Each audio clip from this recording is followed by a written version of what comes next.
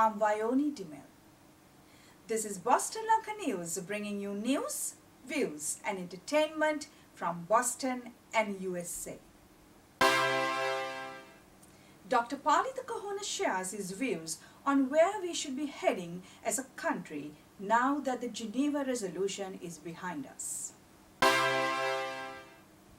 Dr. Dayan Jayathillake, how to avoid a similar resolution like in Geneva in the future. Past and Present of Suganya, Deputy Speaker of the Transnational Government of Tamil Eelam.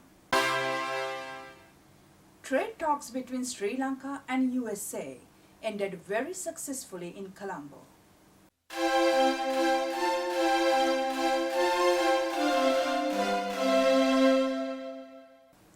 Since 2009, Sri Lanka has shown a convincing capacity and a willingness to remedy some of the greatest challenges the country faced in the post-Prabhakaran years. With its limited resources, Sri Lanka has gone out of the way to resolve, resettle, rehabilitate and reconcile at a people-to-people level with commendable speed. It should be noted that even Hillary Clinton has acknowledged the good work done so far. Yet, Sri Lanka has suffered a humiliating defeat at the UN Human Rights Council in Geneva last month.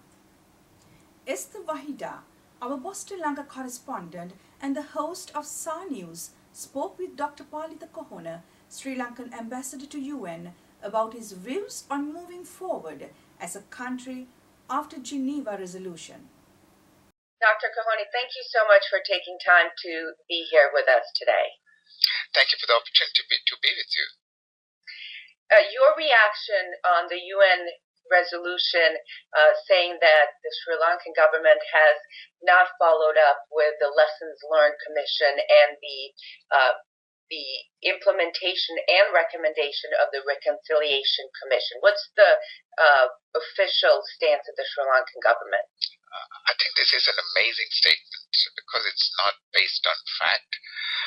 The LLRC, the Lessons Learned and Reconciliation Commission, submitted its report to the government late in November last year.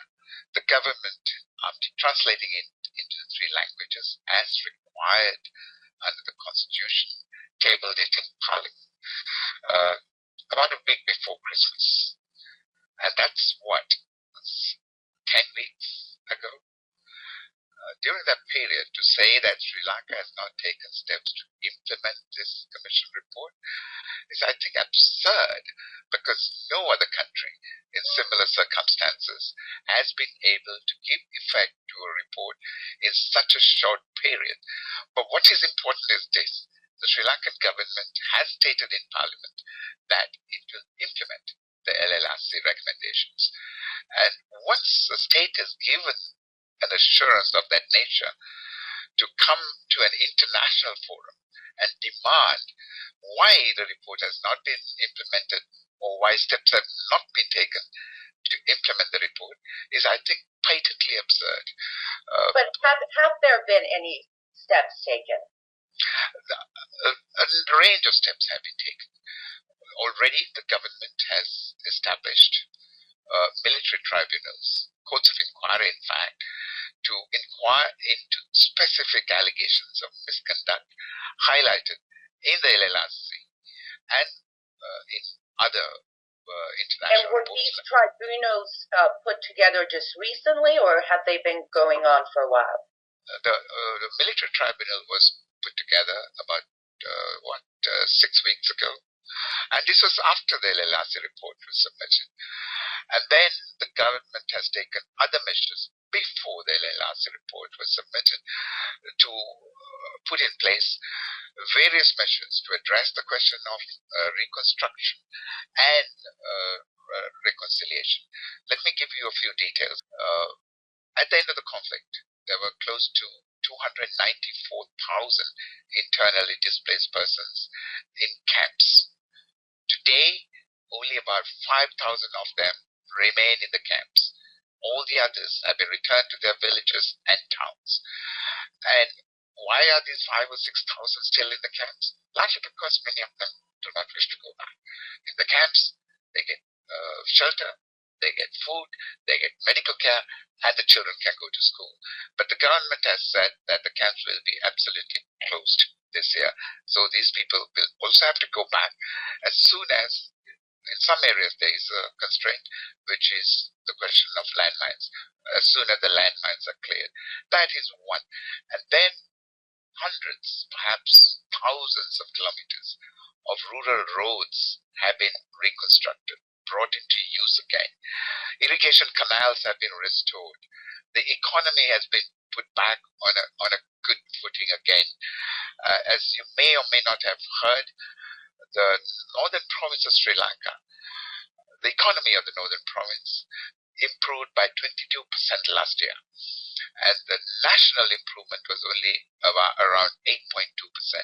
The high security zones, which are actually featured in the LLRC, have been reduced dramatically by the government. This was before the recommendations of the LLRC were issued. So Sri Lankan's government stance is that you have been doing enough and you have been going towards reconciliation and that you have done enough, and it was not in the right of the international community to make this recommendation. But 24 countries have said that they back this. And there was one statement that I thought was interesting. Juliet De Barro, he's the advocacy director of the Human Rights Watch in Geneva, said that the Council's vote demonstrates broad international dissatisfaction with Sri Lanka's accountability efforts in the 3 years since the end of the war, and many countries have recognized that this resolution is an important first step towards serious action to investigate the many abuses of the many sides of the conflict. So essentially, the international government, the international community, 24 countries, including India and the United States, are not satisfied with what you have done. I think we got too many issues in that question here. Let me separate them one at a time. First, the question of human rights organizations. You cited the Human Rights Organization statement just now.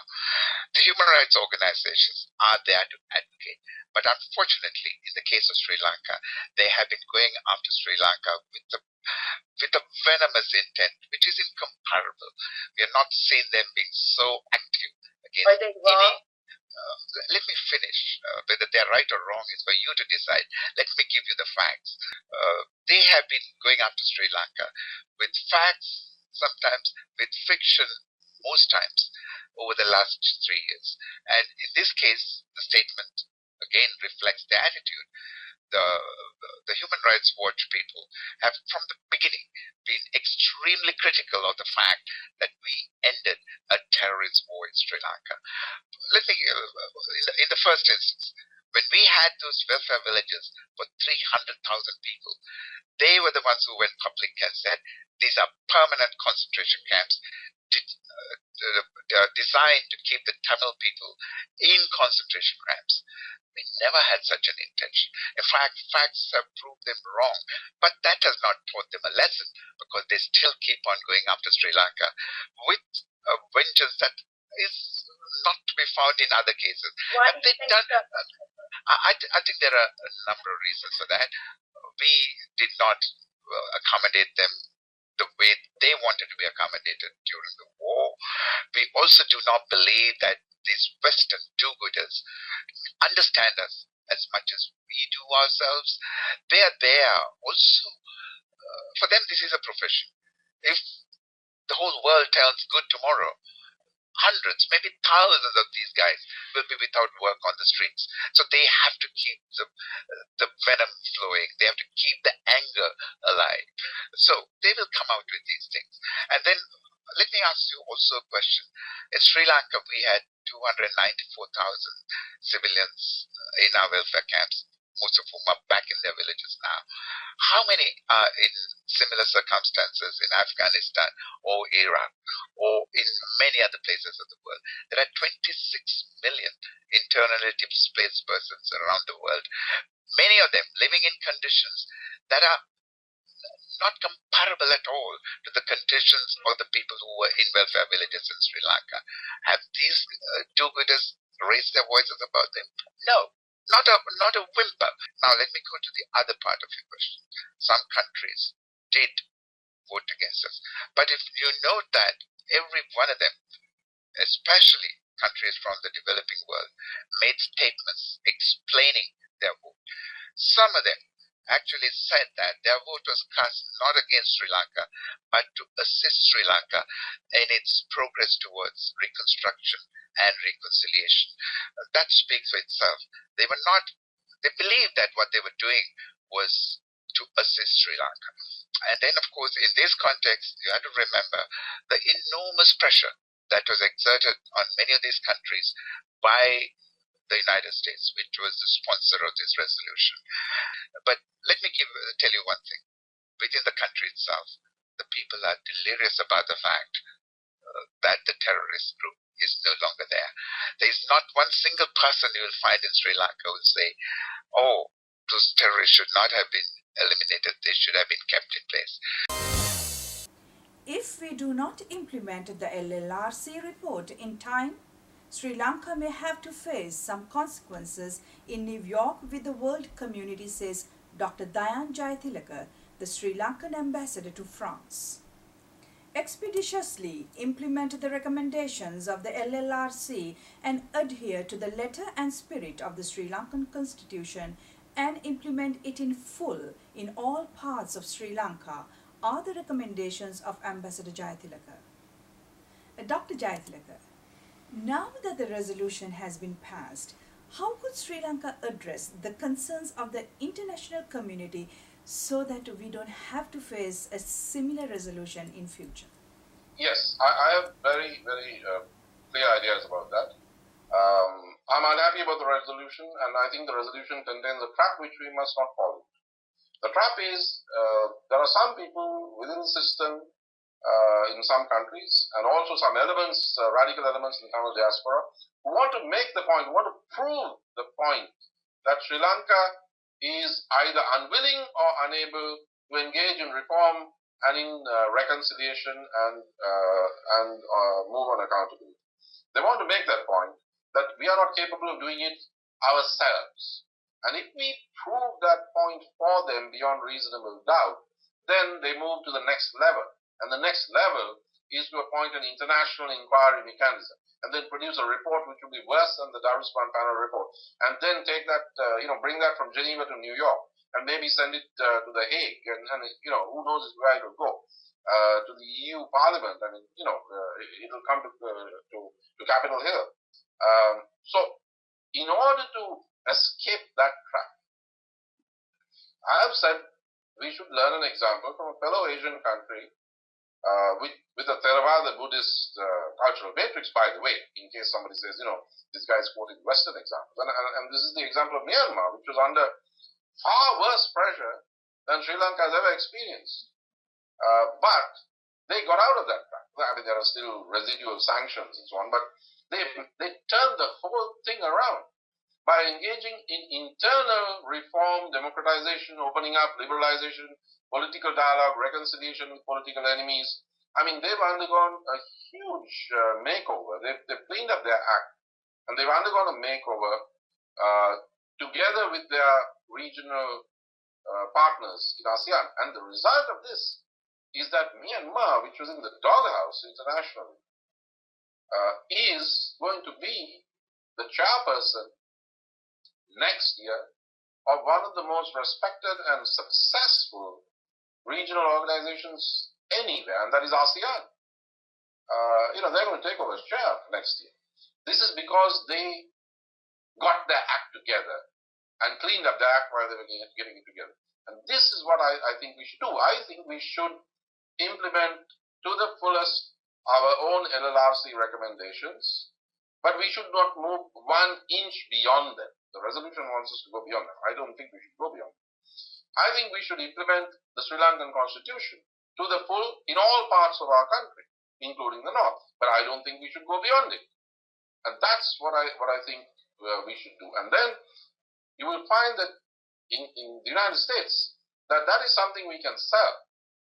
that will fly if we have proven, if we have demonstrated that we are capable of our own reforms which we thought up. It's our commission, it's their recommendations, it's not from the United States. And if we show that it can be done, then I think we can get out of this whole situation. Recently, the Sri Lankan government sources revealed the true face of the so-called Deputy Speaker of the Transnational Government of Tamil Eelam, Puthirasigamani Suganya. 22-year-old Suganya from Switzerland contested the TGTE election in May 2010 and was elected Deputy Speaker. Suganya's links with the LTTE came to light recently, as well as the military training she had received in Sri Lanka with the LTTE when the Sri Lankan intelligence sources published her LTTE membership application. Our heroes sacrificed their lives on behalf of us. Let us work towards their effort, she mentioned in the form which was submitted in August 2003. She was among the many youth who returned to Sri Lanka in 2004 to join the Tamil Youth Organization, which was formed by the LTTE to train youth leaders to carry out their propaganda and fundraising abroad.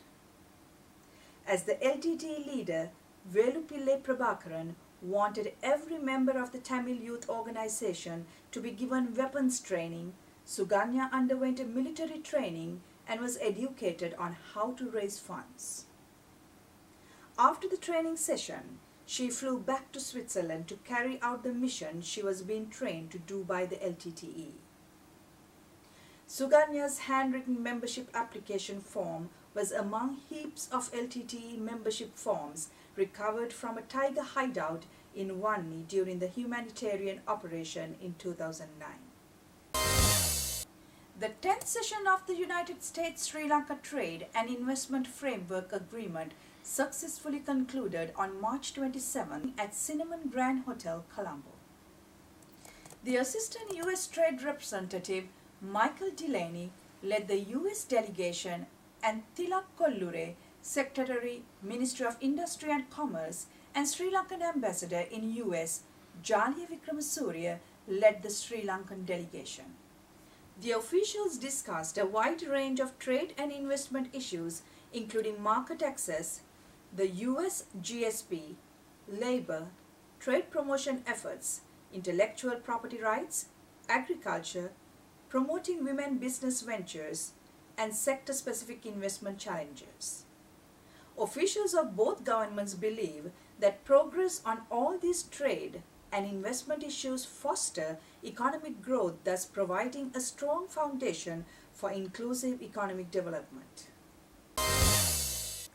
That concludes our news edition.